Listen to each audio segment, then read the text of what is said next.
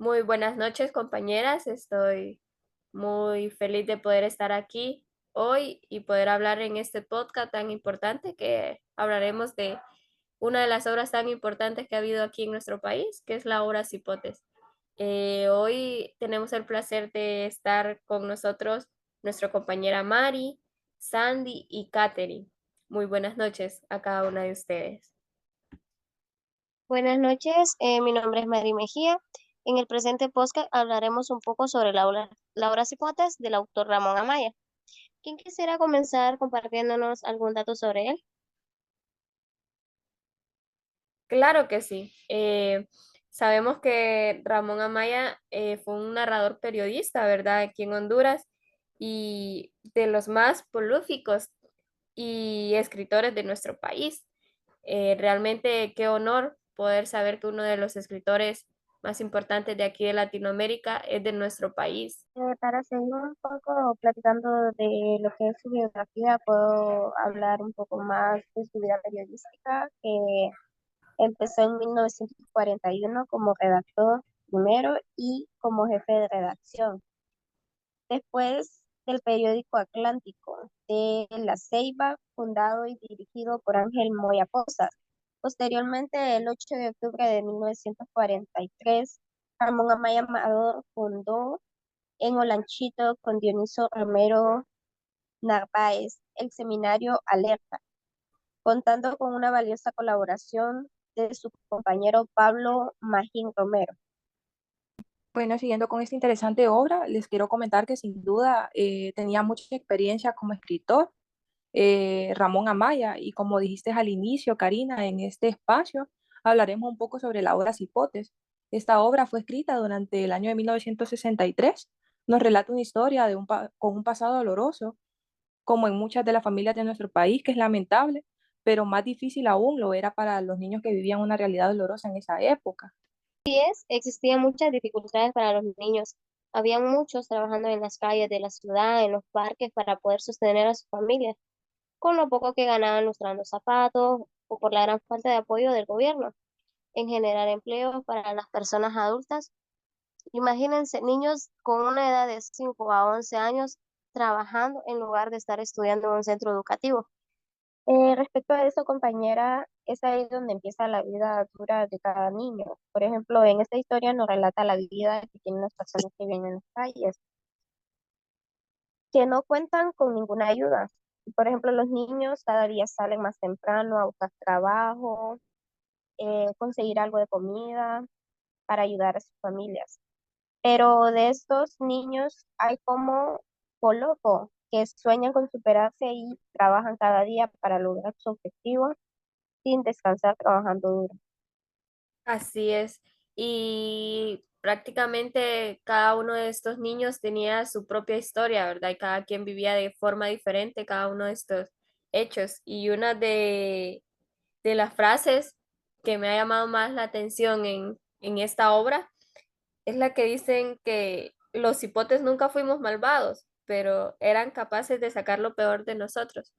Entonces, como decía, ellos tal vez no eran malvados, pero la calle, la maldad que vivían en la calle, los hacía a que ellos actuaran de una manera inconsciente, siendo malvados.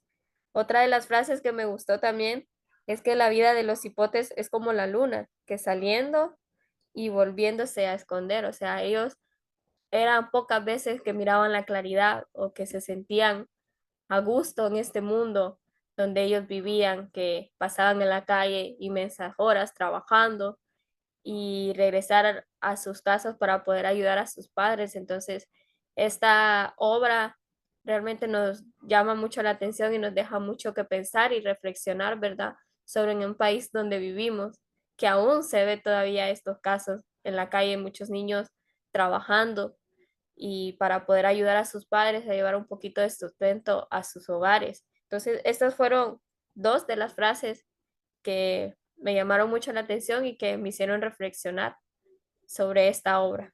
Bien, comentándoles, compañeras, que además de las frases, también existen unas obras literarias, como lo son Cuentos Negros de Centroamérica, fundada en 1936. La montaña es algo más que una inmensa estepa verde de 1941, Del monte hacia el mar de 1944, El Señor es mi pastor de 1947, Cipotes, que es la obra que estamos conversando ahorita de 1953, Prisión Verde de 1961, Peatón del Aire de 1969 y El falso cuaderno de 1983. Ya casi para cerrar, quisiera agregar un pequeño análisis sobre la obra, compañera. Por ejemplo, la obra Cipotes es una novela escrita por Ramón Amaya Amador, como sabemos, que ha sido aclamada por muchos. Es una de las obras más importantes de la literatura hondureña. La historia que cuenta una obra desarrollada por un pequeño pueblo del departamento de Olancho, en Honduras, durante la década de los años 50. La trama se centra en un grupo de adolescentes que se conocen como los cipotes y que viven en un mundo lleno de pobreza, violencia y corrupción. Estos jóvenes tienen que luchar constantemente sobre las adversidades que se les espera el día a día, desde el maltrato recibido como por parte de las autoridades hasta con problemas familiares, la falta de recursos económicos. Cada uno de ellos busca la forma de sobrevivir en un entorno muy hostil.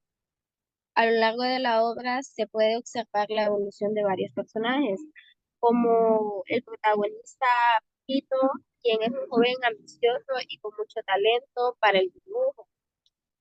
También él tiene que luchar por sus sueños y enfrentar los obstáculos que se le presentan en el camino para conseguir llegar a la ciudad y también estudiar arte.